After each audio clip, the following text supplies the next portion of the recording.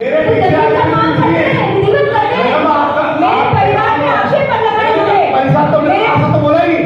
आपका परिवार का नाम तो लिया ही, मैंने आपको बोला ब्लैक मेलर, मैंने ब्लैक मेलर नगर पालिका में बताओ, पूरा शहर जानता है कि डिल्लर के लिए आप अध्यक्ष बने और आपने डिल्लर ने किया नहीं।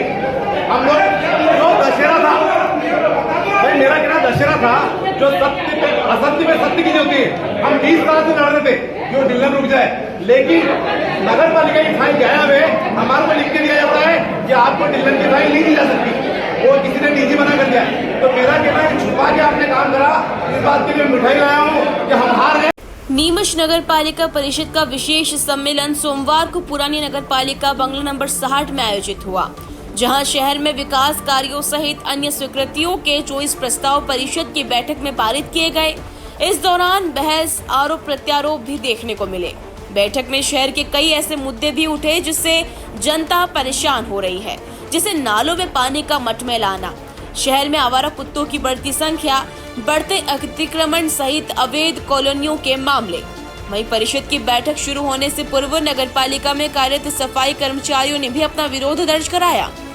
सफाई कर्मचारियों के बीते 7 साल से एक जटिल समस्या का निराकरण नहीं हो पा रहा है, जिसमें सफाई मित्रों को भूमि आवंटन होना था, जिनकी वर्तमान तक सुनवाई नहीं हुई, जिसको लेकर सफाई कर्मचारियों ने परिषद की बैठक में भूमि आवंटन का अनुमोदन करवाने की मांग रखी।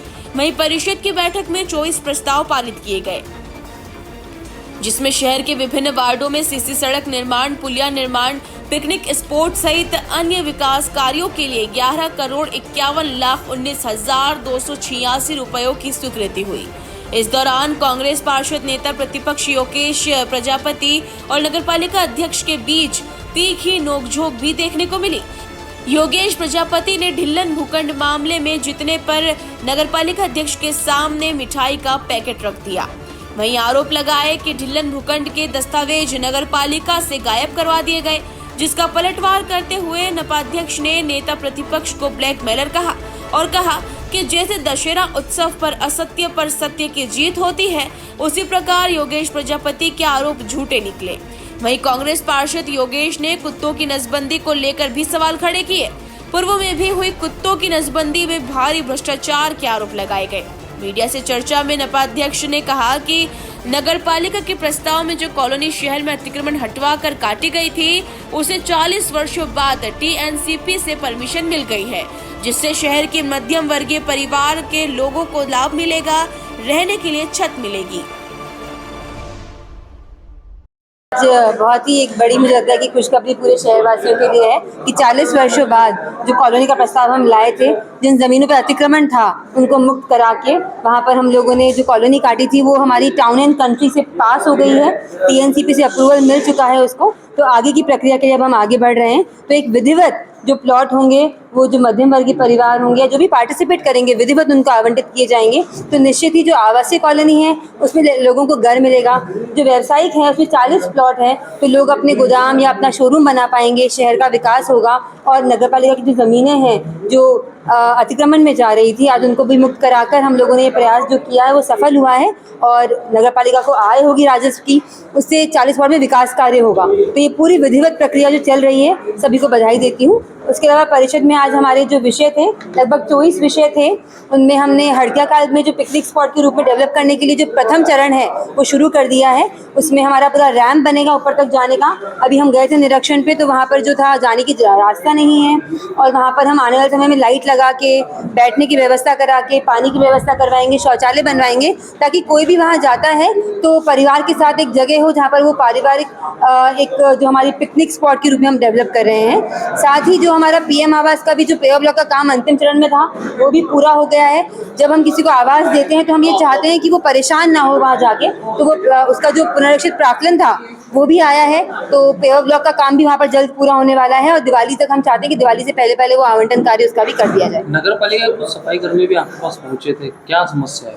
देखिए, सफाई कर्मचारियों द्वारा उनको कुछ विगत 8 साल पहले, 7-8 साल पहले कोई ज़मीन का आवंटन किया था परिषद में, लेकिन वो शासन के पास अभी स्वीकृति के लिए पड़ी है। तो उनका ऐसा कहना था कि हम करने पर चूंकि हम भी नियमों से बंधे हुए हैं, तो जब तक शासन से अनुमति नहीं आती हम उनको प्लॉट नहीं दे पा रहे। निश्चित ही मेरे वो जो सफाई कर्मचारी भाई हैं उनका जो व्यथा है वो अपनी जगह सही है, और हमने मैडम को, मैंने सीएमओ को यही निर्देशित किया है कि आप शासन में पत्र लिखिए, स्मरण पत्र, और शासन से हम कोशिश करेंगे कि हम वहाँ पर जाकर उनके लिए जो है वो अनुमोदन लेकर आएंगे। एक और परिषद की बैठक चल रही है मैडम, दूसरी ओर अचानक जो सफाई कर्मियों की एंट्री होती है, क्या ये परिषद की गरिमा का जो है उल्लंघन नहीं है? देखिए, परिषद का ही अभिन्न अंग है हमारे सफाई कर्मचारी। नीमच को 16वें स्थान पे लाए हैं, मेहनत भी करते हैं, अपना विषय वो कुछ रखते हैं तो हमको सुनना भी चाहिए, क्योंकि ये हमारी जिम्मेदारी होती है कि उनके दुख सुख में हम उनके साथ खड़े रहें। और निश्चित ही मुझे लगता है कि हमारे भाई बहुत मेहनत कर रहे हैं, पूरे शहर को स्वच्छ बनाते हैं। अगर उनका कोई पीड़ा है, अगर हम सुन लेते हैं और उसका कोई निराकरण निकल जाता है, तो मुझे लगता है कि ये हमारे लिए भी सौभाग्य की बात होगी। उनको परिषद में क्यों आना पड़ा? बैठक चल रही थी और जिस तरीके से आप लगातार आप भी वार्ता कर रहे थे, पार्षद में बैठे हुए अपने सवाल कर रहे थे, लेकिन बीच बैठक में एक नजर अगर वो अपने मोबाइल में लगा हुआ कोई चर्चा कर रहा है, आधे पार्षद बाहर जा रहे हैं, इनके मुद्दों पर चर्चा हो रही है, क्या मानते हैं किस तरह की ये परिषद की बैठक होती? नहीं, देखिए, परिषद की बैठक बहुत अच्छी चली है आज, और सब लोग बैठे थे यहाँ पर, सबने अच्छे से चर्चा करी है, आप सब देख रहे थे, सार्थक चर्चा हुई है। अगर किसी को 2 मिनट के लिए कोई फोन आया या फिर कोई विषय है, वॉशरूम के लिए बाहर जाना पड़ता है, तो ये परिषद में हम ऐसे नहीं कर सकते हैं कि किसी को बाहर जाने से रोक ले। पर निश्चित ही अच्छी बैठक हुई, सार्थक चर्चा हुई, बहुत अच्छे निर्णय लिए गए शहर के, आपने देखा है। ये ढिल्लन वाले मामले को लेकर माहौल अलग नजारा देखने को मिला, वहाँ पर ऐसा लगा कि व्यक्तिगत जो है आपस में लड़ाई चल रही थी। देखिए, कुछ लोग अमर्यादित होते हैं और ब्लैकमेलिंग का काम कर रहे हैं, और आप देखिए जो दशहरा पर्व गया, निश्चित ही मैं भगवान में बहुत मानती हूँ, और कहते हैं ना, दशहरा पे जब रावण जलता है हम उसको समझ पाते हैं। असत्य पे लगातार मेरे परिवार पे झूठे आक्षेप लगाए जा रहे थे। आप देखिए, कोर्ट में भी ये बोला गया ढिल्लन प्रकरण को लेकर कि ये द्वेषता पूर्वक किया गया।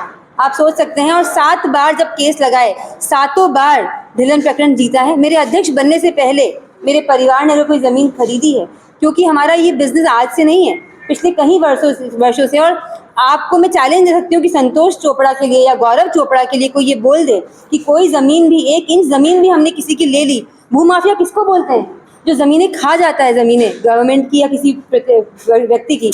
मैंने ये चैलेंज खुलेआम दिया है, मैं आज वापस दोहराती हूँ कि ढिल्लन का जो द्वेषतापूर्वक हमारे खिलाफ ब्लैकमेलिंग करने के लिए मुझे परेशान किया जा रहा था, आज उसका जवाब मिला है। शासन से भी लिखकर आया गया है, ये वाले मैं आपको दिखा सकती हूँ सारे कागज़, कि द्वेषतापूर्वक परेशान किया जा रहा है, और पूरा नियमानुसार था वो। 7 जगह से वो जीता है, कहीं भी वो केस नहीं हारा है।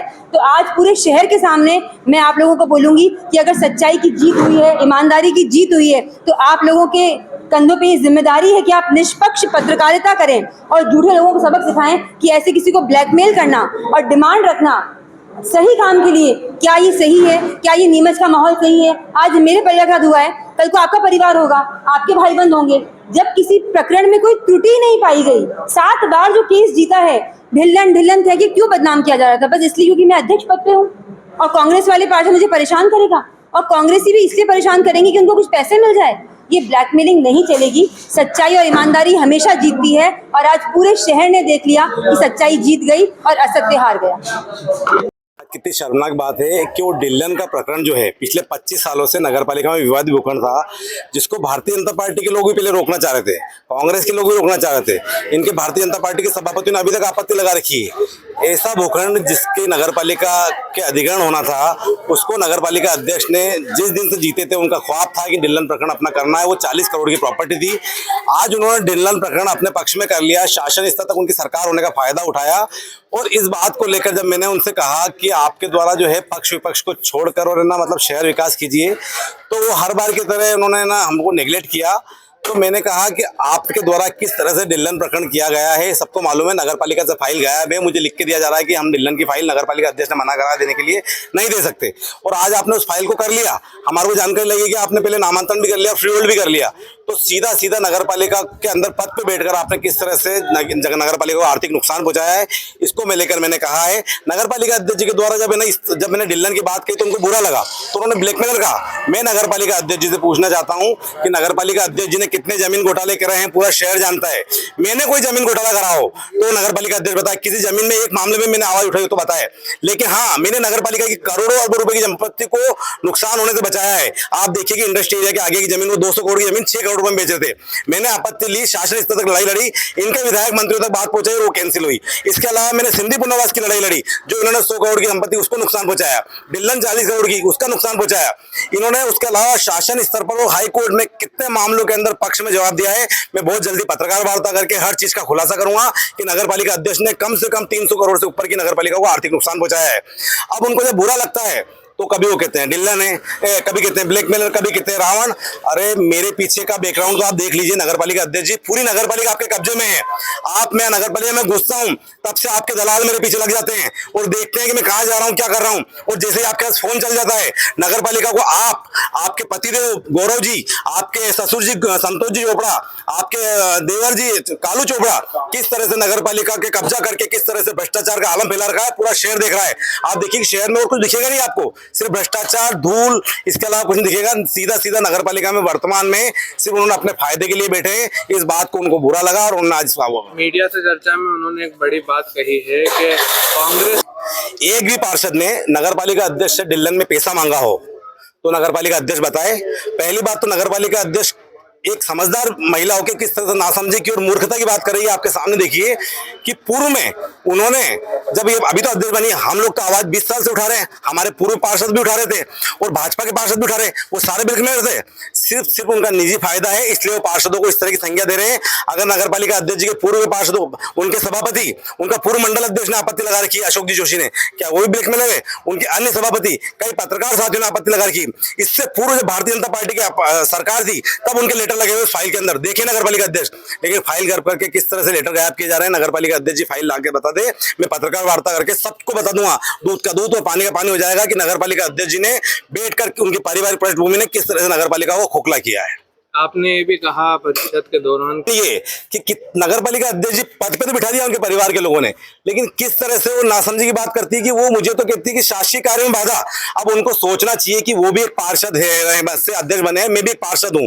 वो मात्र 30 वोटों से अध्यक्ष बने हैं, मैं 5000 लोगों के का प्रतिनिधित्व कर रहा हूं, उसके बावजूद वो मुझे कह रहे हैं कि शासकीय कार्य में बाधा। उनको समझना चाहिए कि दोनों का पद बराबर है। उनको अध्यक्ष बिठा दिया इसका मतलब वो नहीं कि मालिक हो गई है।